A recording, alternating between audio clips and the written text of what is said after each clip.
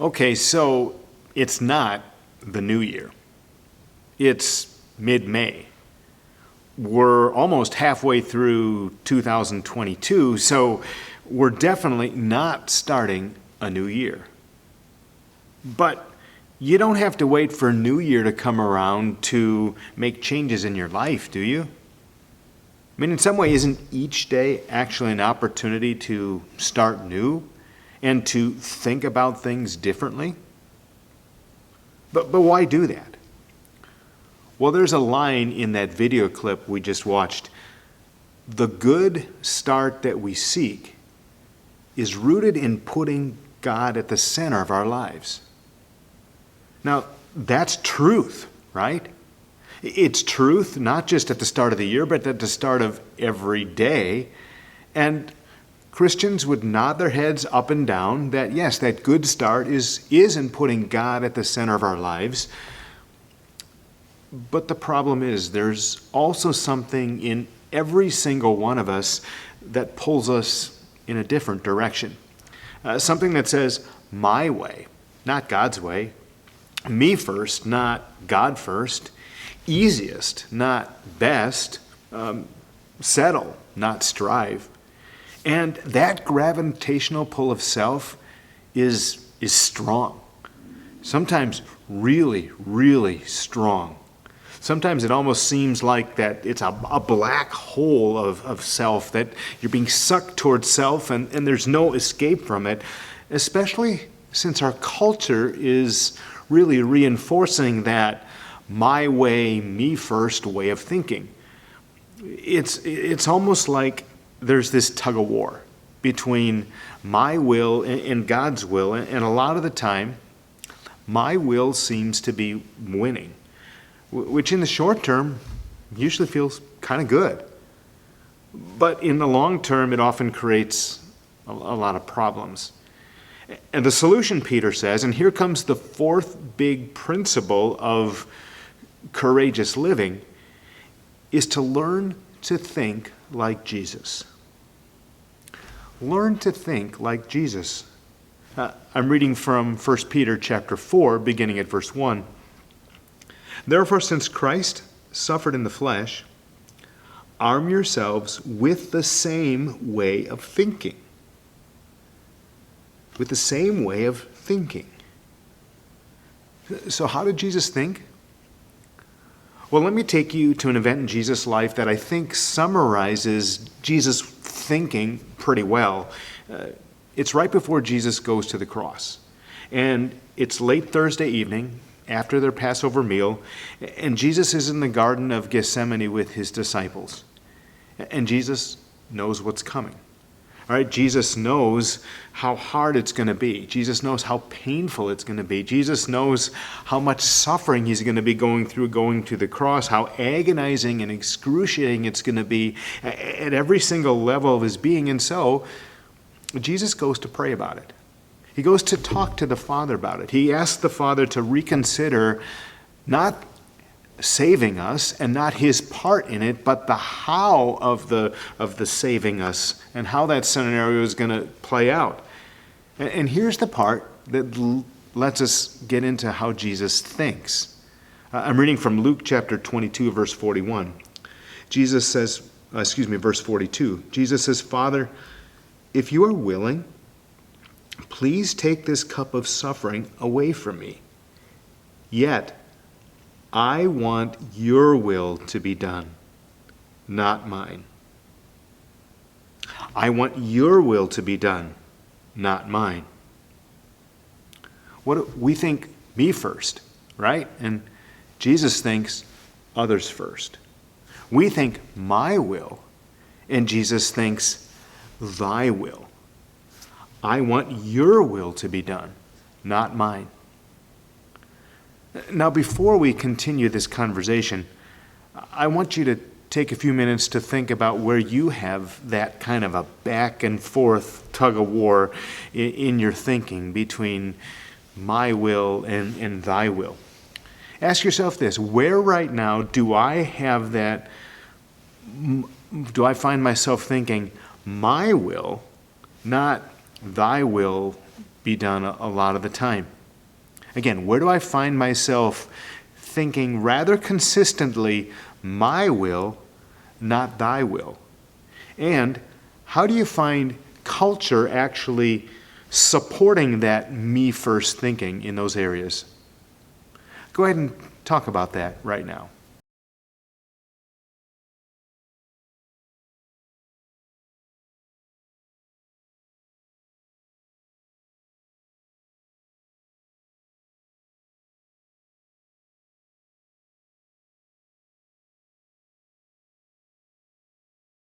So that me first and that my will way of thinking, it certainly comes pretty naturally for us, doesn't it? And it certainly seems easier much of the time, especially when those places that we're pursuing that sort of me first way of thinking are probably places where the majority of culture is already doing so. And so what we're thinking, or what we're thinking of doing, seems perfectly normal, maybe even right. And Peter's writing to people in that sort of a situation. And what Peter's doing is he's asserting to them that while settling for my way of thinking might be easier, that Jesus' way of thinking, and again, Jesus' way of thinking is others first, thy will be done, pursue God's will rather than the pleasure of the moment. Peter's asserting that that's better. Better for us, better for the people around us, and just like cultivating inner beauty, it's better for showing Jesus to other people in the world. So let's dig into Peter's thinking. Again, verse 1 of chapter 4. Therefore, since Christ suffered in his body, arm yourselves also with the same attitude, because whoever suffers in the body is done with sin. Now, done with sin doesn't mean that you don't sin anymore, but it does mean that when you learn to think like Jesus, you're done with sin as a way of life. You're done with thinking that my way is better than God's way. You're done with thinking that the easiest way is probably the best way. You're done with settling. And here's why that's important. It's important because what Peter does here is he pictures that me first and that my way of thinking actually as an attack of Satan. An attack on our relationships and an attack on our relationship with God, which is why Peter says, let me read it again, arm yourselves.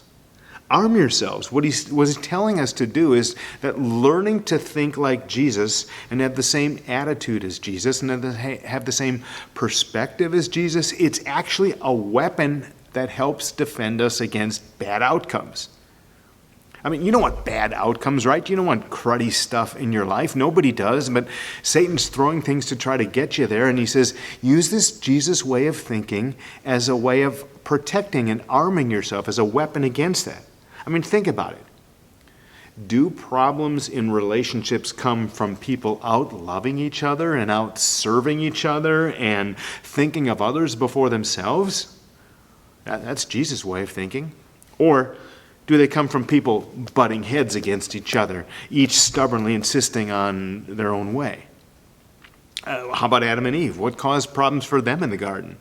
Was it doing what God had told them to do? Or was it thinking that my way is a better way? How about messes in our own lives. What leads to more messes? Is it doing what God says is right? Does that lead to messes? Or is it going along to get along, or seeking pleasure at all costs, or pleasure first for the pleasure of the moment? You see, what Peter's saying is that learning to think like Jesus is a weapon to defend against those bad outcomes. And again, how did Jesus think? Let me read it again. Father, if you're willing, please take this cup of suffering away from me. Yet I want your will to be done, not mine. It's like Jesus is saying, yeah, Father, I want your will. I want your will. It isn't the easy thing, but it's the right thing. So even if I suffer, I want your will to be done rather than mine. And Peter says, well, think the same way. Learn to think like that. Learn to think that it's better to do the right thing and to suffer for it than to do something that's contrary to God's will. And understand that, yeah, you know what? When we think like Jesus and act on it, it's likely we may have some suffering for it. And I'm not talking physical suffering like there was in Peter's day, but certainly the pain of being misrepresented and misunderstood and ridiculed and made fun of, and maybe even X'd out of certain social circles when you don't join in what most people consider to be normal behavior. You know, that was going on in Peter's day too. Suffering for them wasn't just physical persecution. They had some of that, and some of it was pretty bad. But suffering was also the willingness to endure the ridicule of their friends. You see, early Christians were ridiculed by their neighbors as atheists because they worshiped an unseen God. And they were socially ostracized because they wouldn't take part in a lot of the community events that had idol worship or immorality as a part of them. And they were made fun of by intellectuals for talking about a belief system that included the resurrection of the dead. That ridicule, that being ostracized, you're probably familiar with some of that kind of suffering, aren't you? But when you think like Jesus, you start to discover that suffering for doing what's right is actually an acceptable cost to pay. Yeah, it's much easier to think, I'm going to go along to get along, or I'm going to settle for the pleasure of the moment like a lot of other people are.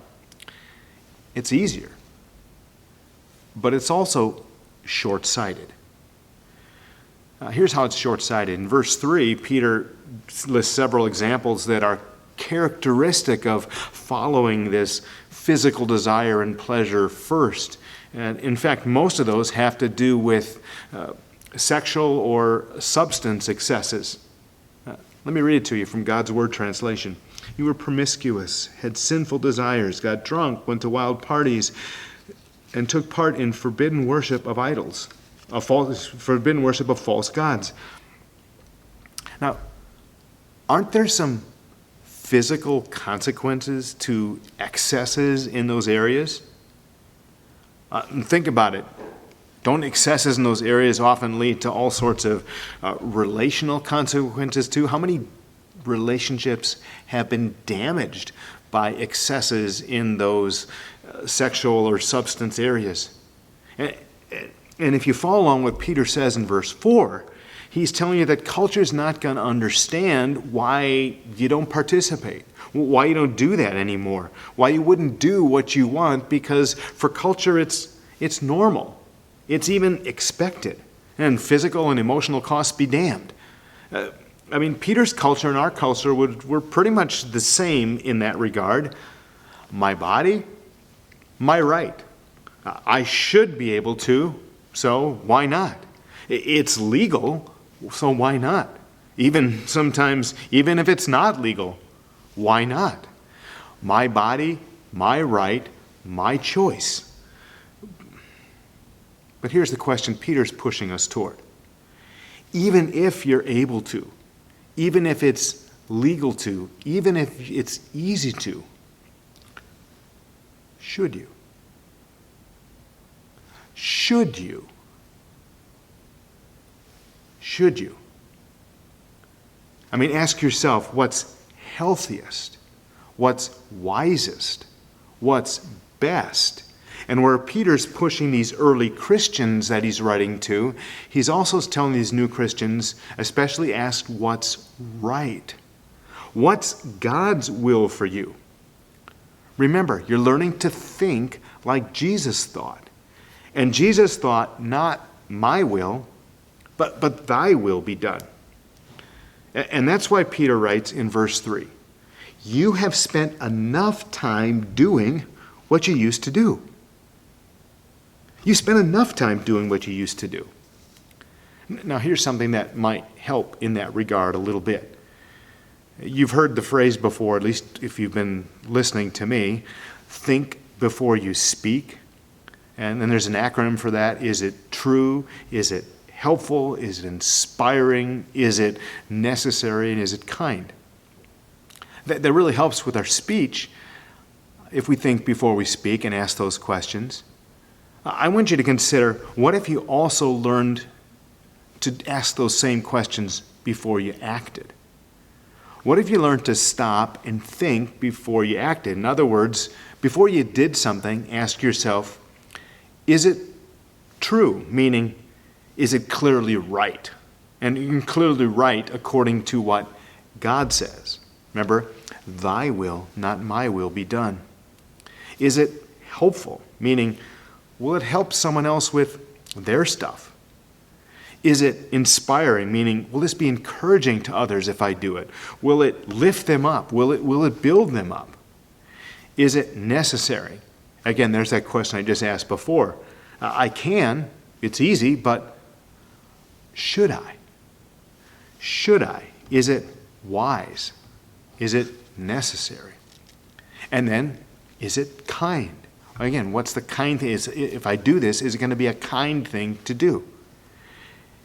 Now, in our first conversation break, I ask you to think about where you find yourself right now thinking my will and being pulled in the direction of my will sort of consistently, where you're thinking my will, not thy will a lot of the time.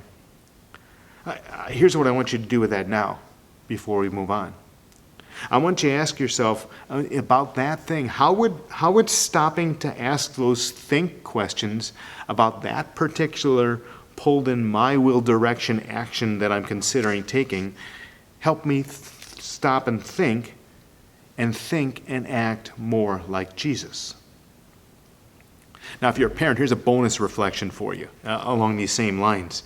Remember that the world your kids are growing up in is different than the world you grew up in. It's a world where what's normal is accepted as moral, even if it isn't. And that's kind of dangerous. So really, take some time and ask your kids about the pressures that they're facing to fit in, to go along. And listen closely to them.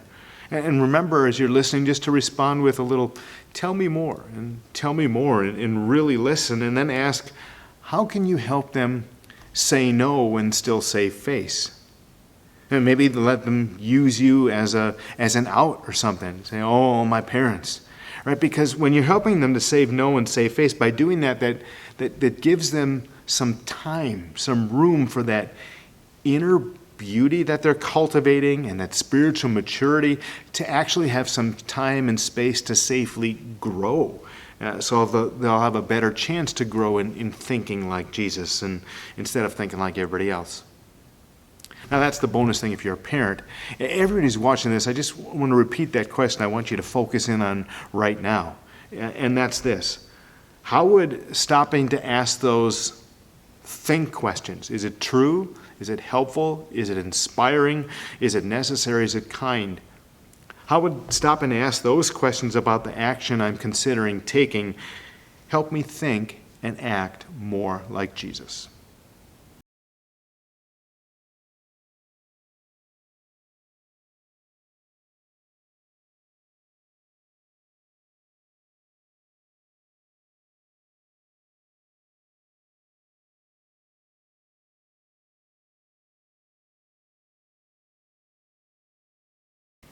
Peter's phrase in verse 3, "You've spent enough time there," I think can be summarized this way.